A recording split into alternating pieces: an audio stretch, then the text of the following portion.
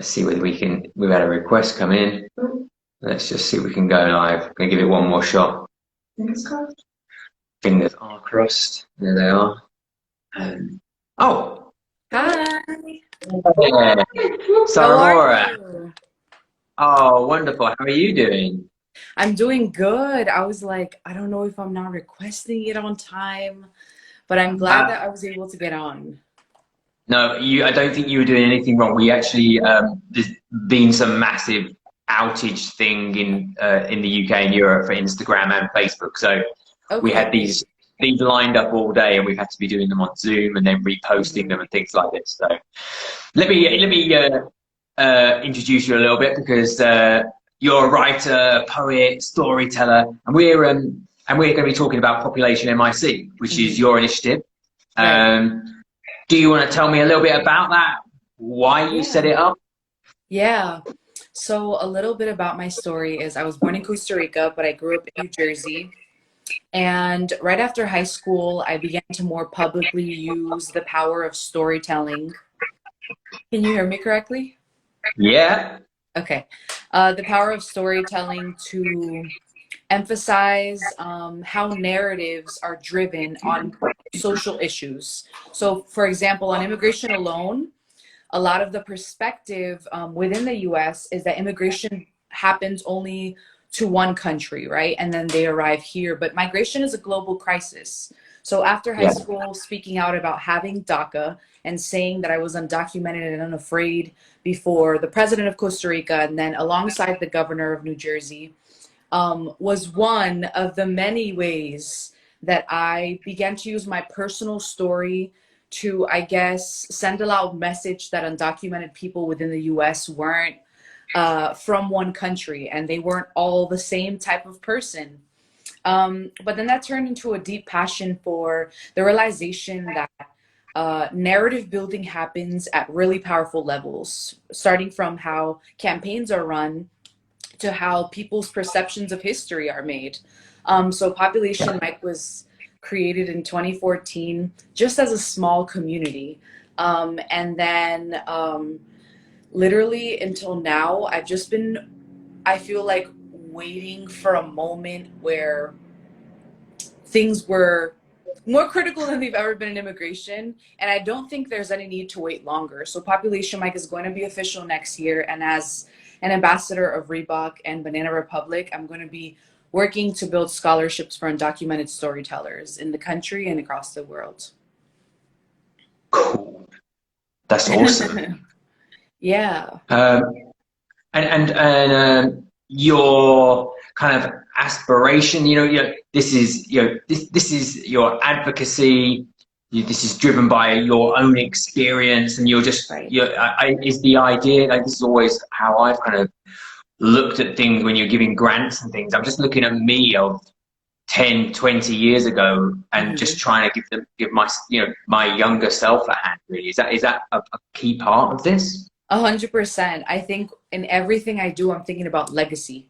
I'm 24 years old, but as an older sister in my family, I think, and as a leader in my community, I always felt the pressure to be first in whatever it was, whether it was college or whatever.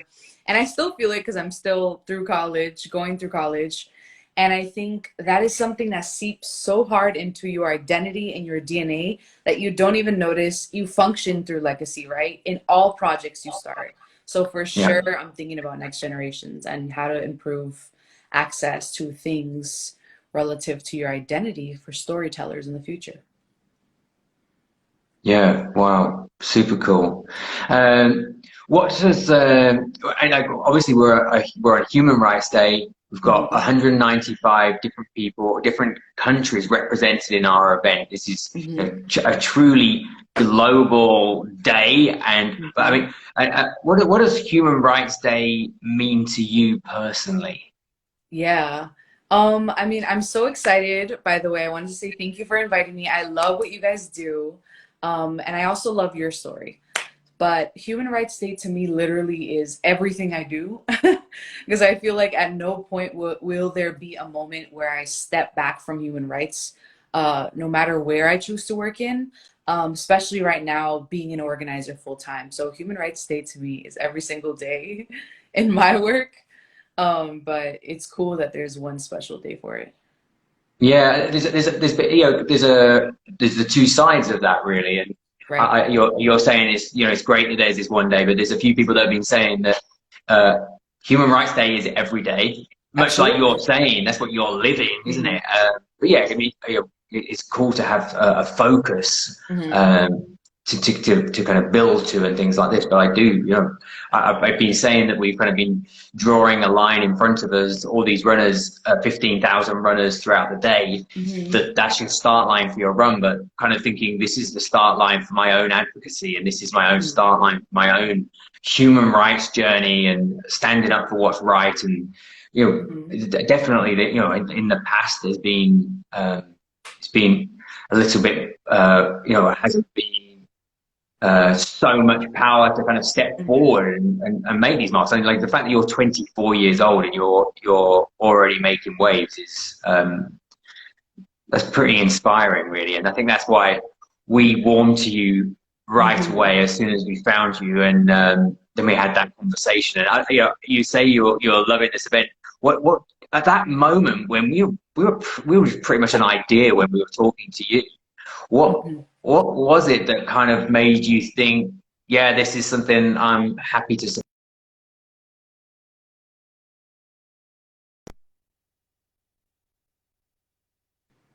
Did you Sorry, lose me this there? the connection just went off, but I heard what you said. Well, I think as right now I'm currently in San Diego, which is the southern border of the US, and I came here to work directly with local community despite COVID. And all I've been telling my team is like everywhere we go, there's going to be a need. Everywhere we go virtually and physically. But the biggest goal through Population Mike is to never forget that collective change is happening whether we all talk to each other or not.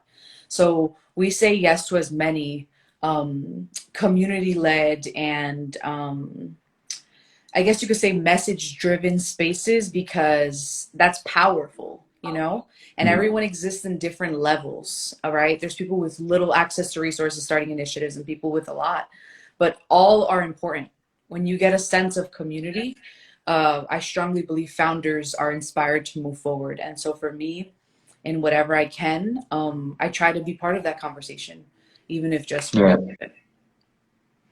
I think community is so key there, and Mhm. I'll go on about it until the day I die, probably. But yeah, I love humanity. I think we're all insanely capable, way more capable than we give ourselves credit. But uh, when you start adding us together, Mhm. that we become infinitely more powerful, and Mhm. that's just this event is testament to that. In that there's Mhm. three people working on this event. In this room, we're all sitting here, Mhm. and but what happens is the first runner that signs up to the event generally says, "Oh, I'll help you out. I'll try and find some more runners, or I'll try and find Right. people in different countries and things like this." And then you find them, and then then they're helping, and then they find people and they're Mhm. helping, and before we know it, we've got 10,000. We've got a marketing team of 10,000 people, and Mhm. that's a pretty rad thing to have. That is a pretty rad thing to have, and I think it's something that has happened forever in the world, right? And I think we forget the basics of humanity are that human instinct is to connect to each other and to find a common sense of why we fight for things. And that's why I'm really passionate about connecting with others and creating communities that um, can talk about what other communities are doing, you know?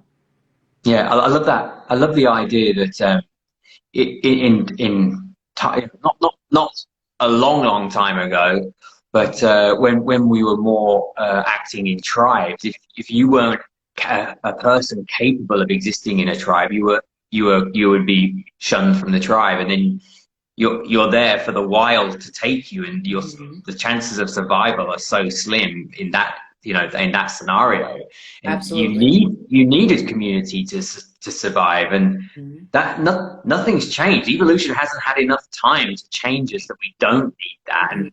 when we're sitting at home looking at our phones in our bedrooms or whatever it is, and like what we really, really want is to be out there with other people and just like you're saying, connecting. Exactly. Yeah, I Mm, think it's easy to forget that, but that is the basics of changing the world, I would say. yeah, I would agree. So did you tell me were you out participating before this call? No, so I was actually out running errands today. Ah, yeah. Yeah.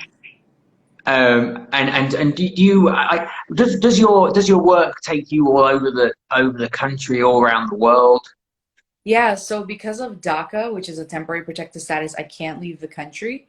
But ever since last year, I've been working to be as available as I can for border communities that already exist, just as a tool in digital strategy to amplify the work they're already doing in border towns. Um, but yeah, so I mean, it hasn't been too many states that I've gotten to visit yet. I've been pretty committed to California for the past Yeah. year, and it's the largest migration border in the U.S. So it's a good start for sure. And how like so your current style, I was just kind of assuming that you are now a resident and everything was groovy, but no, you are still in search of that. Is that correct? Yeah, I mean, so again, like when I started when I was 17, like I started because of that, because it was just like there's a huge population of people that were going to school, that were doctors, that were in different work fields, but that just weren't documented, but they were like doing amazing things or just living. But yeah, um, just living life. Mm, mm. And so if I've been asking this question a little bit, but if you had that opportunity to go to anywhere in the world, obviously every country has a runner here. Is there somewhere particular that you just kind of dream of being sometime? I mean Costa Rica for sure, because that's where I was born and that's where my family is. So definitely Costa Rica first. I thought you might say that. I could Yeah. feel it from you. Yeah, definitely Costa Rica first. Actually, they might approve, or they actually technically Congress did approve advanced parole, which is a section of the temporary status that allows for us to leave the country. So if that's put in place January, that's actually going to happen for the first time in like 20 years. So that's going to be pretty insane. That means we'll be going to Costa Rica in like June. So let's see what Mm, happens. yeah. And I feel I kind of feel from you as well that you have this kind of vibe that you're trying to bring this little bit of positivity, kindness, hopefulness into people's lives. And I wonder whether, everyone can learn from skills like that. And I wonder whether there's anything you can tell our little community, little tips, how we can bring some of that into our own lives. Yeah. I mean, I'm a big believer that we weren't born by accident and that we're not just like, I believe in science, but I believe in God. So at the core of everything I do, even though I don't talk about God on my Instagram, is my faith in God and my faith that we are put on this earth to serve people.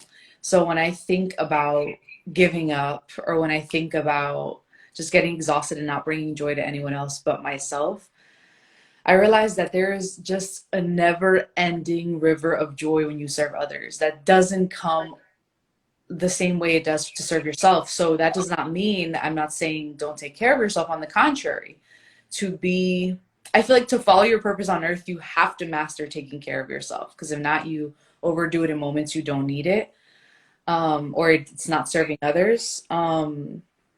But yeah, I would say that's my biggest tip. God is real and purpose is real and no one is born by accident and everyone has a gift. Everyone has a gift.